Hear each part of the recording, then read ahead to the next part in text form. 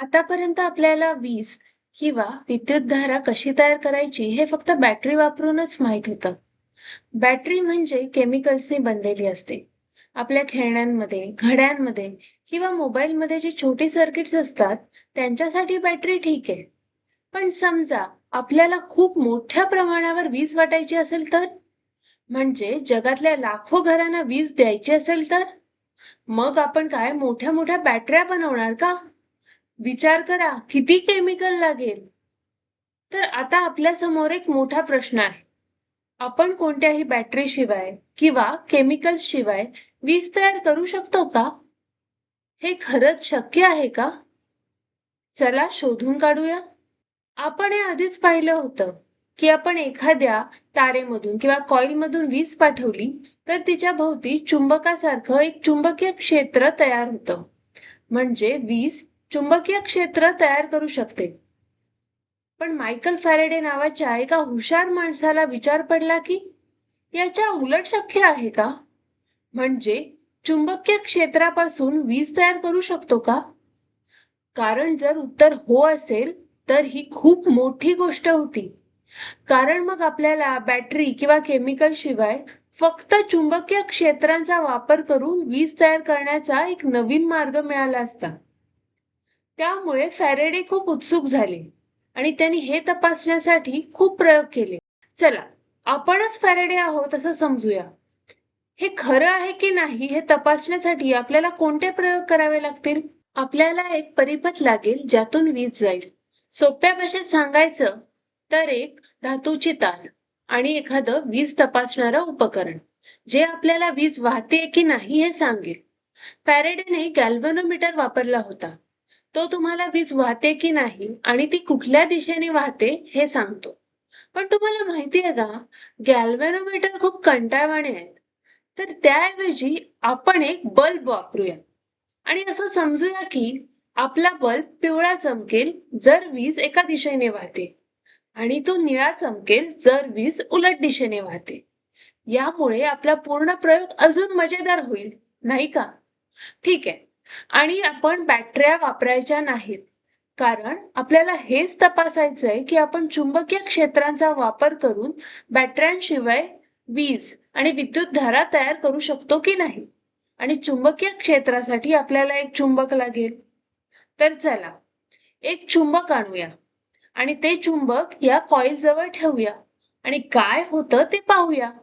आणि आपल्याला काहीच दिसत नाहीये. बल्बमध्ये काहीच प्रकाश नाहीये.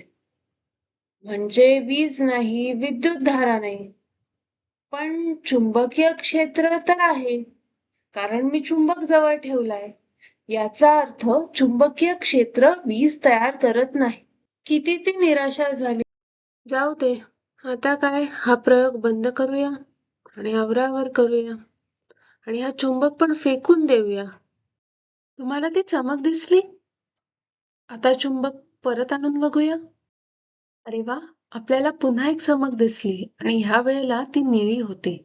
म्हणजे वीज उलट्या दिशेने वाहत होती. पण याचा अर्थ असा, आपण एका क्षणासाठी का होईना बॅटरी शिवाय वीज तयार करू शकलो. आणि फॅरेडे म्हणून हे काहीतरी नवीन आहे. आता ह्याच्याशी अजून खेळूया. जर आपण चुंबक स्थिर ठेवलं आणि त्याऐवजी कॉईल हलवली तर? तुम्हाला काय वाटतं? आपण पुन्हा वीज तयार करू शकतो का? चला मग करून बघूया. अरे वा! कॉईल हलत असताना पुन्हा आपल्याला प्रकाशाची चमक दिसली. तर याचा अर्थ कॉईल किंवा चुंबक यापैकी एक तरी हलले पाहिजे आणि त्या हालचाली दरम्यान आपल्याला वीज मिळते. पण याचा अर्थ काय? हे अधिक समजून घेण्यासाठी फॅरेडेने केलेल्या आणखीन एका प्रयोगाकडे बघूया. यावेळी चुंबकाऐवजी त्यांनी एक कॉईल आणली आणि ती एका बॅटरीला जोडली. कल्पना अशी होती की जेव्हा आपण कळ जोडतो तेव्हा वीज प्रवाहित होईल आणि ती एक चुंबकीय क्षेत्र तयार करेल आणि आपण तपासू की ते चुंबकीय क्षेत्र या कॉइलमध्ये वीज तयार करेल का? याला आपण आपली प्राथमिक कॉइल म्हणूया, जी चुंबकीय क्षेत्र तयार करते. आणि जिथे आपण बॅटरीशिवाय वीज तयार करणार आहोत तिला आपण दुय्यम कॉइल म्हणू. तर सोप्या भाषेत सांगायचं तर चुंबकाऐवजी आपण एक विद्युत चुंबक वापरत आहोत. तर तुम्ही यासाठी तयार आहात? चला, कळ जोडूया आणि पुन्हा एक चमक. काय गंमत आहे? का झालं असेल असं? तर आता प्राथमिक कॉइलमधून वीज वाहते. ती एक चुंबकीय क्षेत्र तयार करते.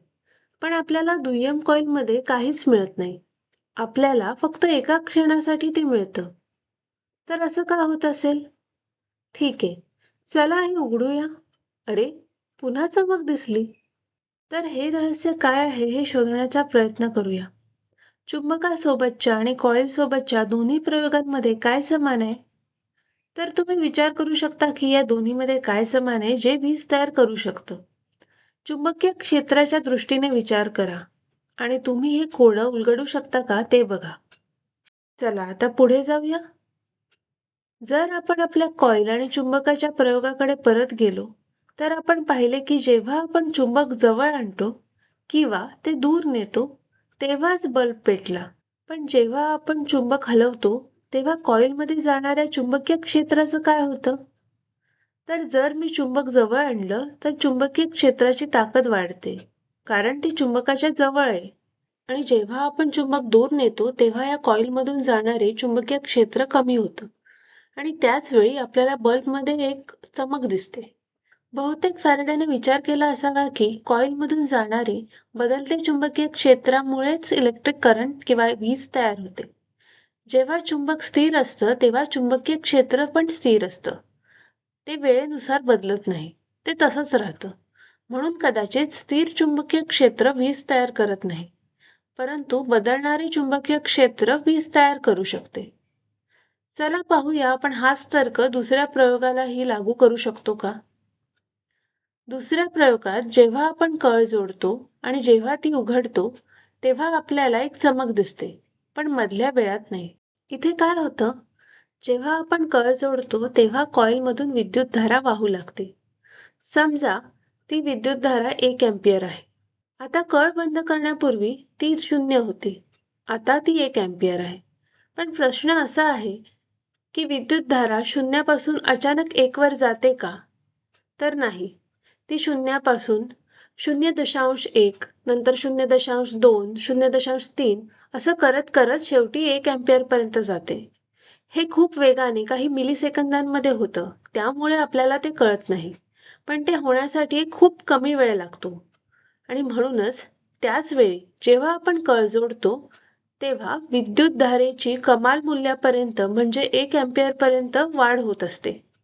आणि त्याच वेळी त्या कॉइलद्वारे तयार होणारे चुंबकीय क्षेत्र देखील वाढत असतं. आणि म्हणूनच या कॉइलमधून जाणारं चुंबकीय क्षेत्र वाढतंय, ते बदलतंय. आणि त्याच वेळेला इथे विद्युतधारा तयार होते आणि म्हणून आपल्याला प्रकाश दिसतो. आता त्या वाढीसाठी लागणारा वेळ खूप कमी आहे. आपल्याला प्रकाशाची चमक दिसते आणि मग ती नाहीशी होते. एकदा का त्या विद्युतधारेने त्याची कमाल स्थिती गाठली, की आपल्याला ती चमक दिसत नाही.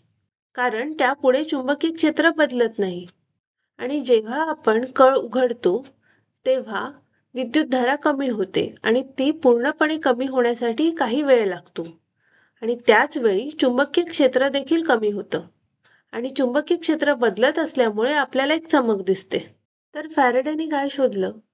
या प्रयोगामधून फॅरेडेने शोधलं की एक स्थिर चुंबकीय क्षेत्र विद्युतधारेची निर्मिती करू शकत नाही. पण इथे बदलणारे चुंबकीय क्षेत्र हेच रहस्य आहे, ज्यामुळे विद्युतधारेची निर्मिती होते. किंवा आपण म्हणू शकतो की विभवांतर तयार होतं, ज्यामुळे आपल्याला विद्युत प्रभार आणि विद्युतधारा मिळते. बदलणाऱ्या चुंबकीय क्षेत्रामुळे जी विद्युतधारा आणि विभवांतर तयार होतं, त्यांना आपण प्रवर्तित विद्युतधारा आणि प्रवर्तित विभवांतर असं म्हणतो. लक्षात घ्या, हे बॅटरीमधून मिळणाऱ्या विद्युतधारेपेक्षा किंवा विभवांतरापेक्षा वेगळं आहे. आणि या घटनेला विद्युत चुंबकीय प्रवर्तन असं म्हणतात. विद्युत चुंबकीय प्रवर्तन ही एक अशी घटना आहे ज्यामध्ये आपण कॉइलमधून चुंबकीय क्षेत्र बदलून विद्युतधारेची निर्मिती करू शकतो.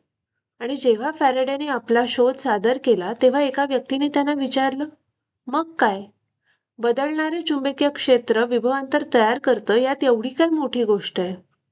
तेव्हा फॅरेडे म्हणाले, एक दिवस यामुळेच संपूर्ण जग उजळून निघेल आणि आज 200 वर्षानंतरही आपले सर्व जनित्र, आपल्या घरामध्ये मिळणारी वीज ही सर्व विद्युत चुंबकीय प्रवर्तनामुळे तयार होते. या व्हिडिओसाठी इतकंच. पाहिल्याबद्दल धन्यवाद.